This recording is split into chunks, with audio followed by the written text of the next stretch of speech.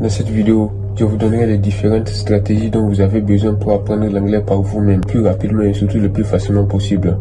Cette vidéo se concentre plus sur ceux qui commencent à apprendre l'anglais ou ceux qui veulent commencer à apprendre l'anglais. Mais même si vous êtes déjà un peu plus avancé, disons au niveau intermédiaire, je pense que cette vidéo peut vous servir à améliorer votre niveau aussi.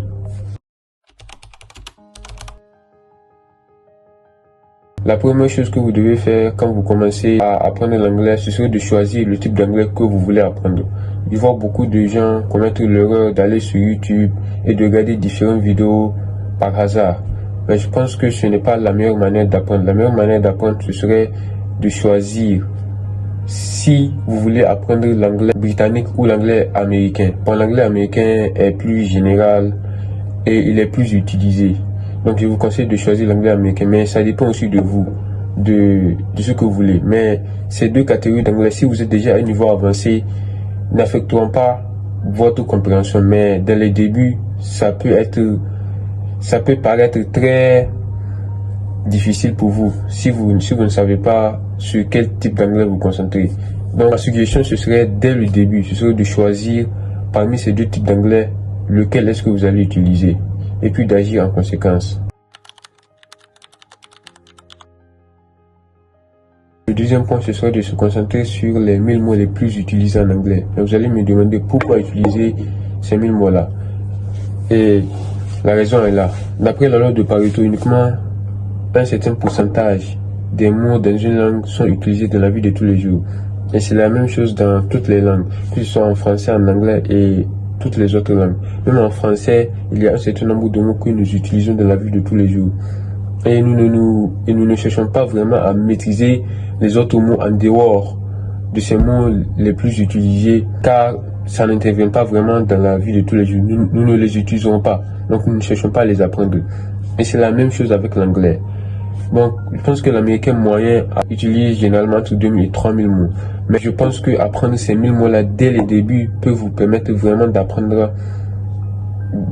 plus vite l'anglais et d'avancer plus vite comparé à si vous n'apprenez pas. Parce que si vous apprenez ces 1000 mots-là, vous aurez une plus grande compréhension de l'anglais que vous apprenez.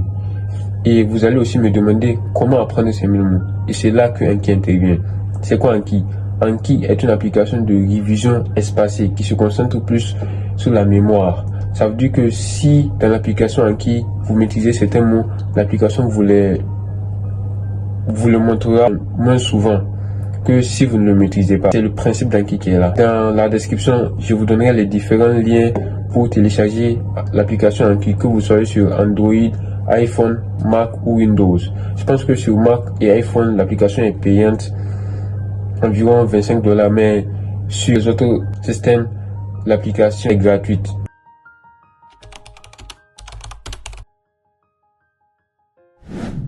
Donc normalement, si vous téléchargez l'application doit apparaître comme si, que ce soit sur Android ou sur iPhone. Donc si nous allons cliquer sur l'application, donc si nous cliquons sur l'application, normalement, si vous êtes nouveau et que vous n'avez jamais utilisé l'application, vous n'allez rien voir ici. Ce sera pratiquement vide pour vous.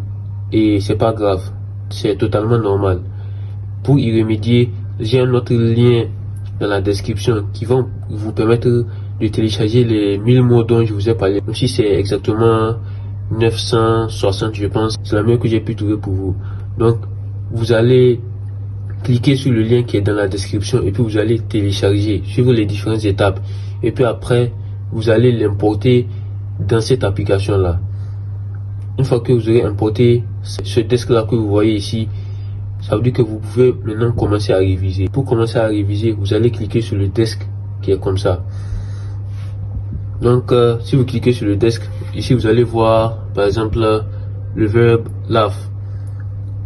Bon, disons que vous ne connaissez pas comment est-ce qu'on prononce le verbe laugh. Là, vous allez cliquer ici. Laugh.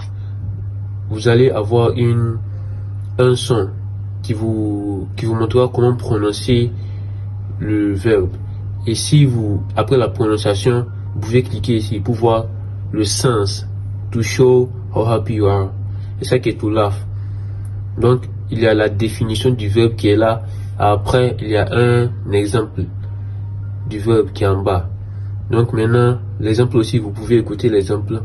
Jan laughs a lot. Donc, comme vous venez de voir, il y a aussi un audio pour l'exemple.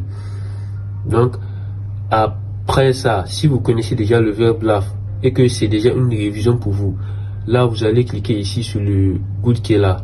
Et puis, Anki vous montrera cette carte plus tard, mais pas aussi souvent que les cartes que vous ne connaissez pas.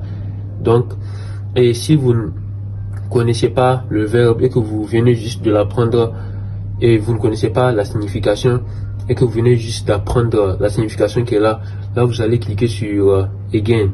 Donc l'application vous le montrera très bientôt pour voir si vous le maîtrisez ou pas, pour vous permettre de réviser le mot.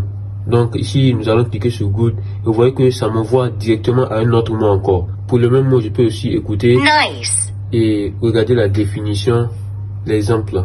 Et c'est la même chose. Si je connais, je mets Good. Si je ne connais pas, je clique ici. Donc votre interface aussi, comme mon interface est en anglais, ça sort Good, Hard, Again. Mais si votre interface est en français, normalement ça doit être environ la même chose. C'est juste que ce sera en français. Et vous pouvez juste suivre les couleurs pour vous guider.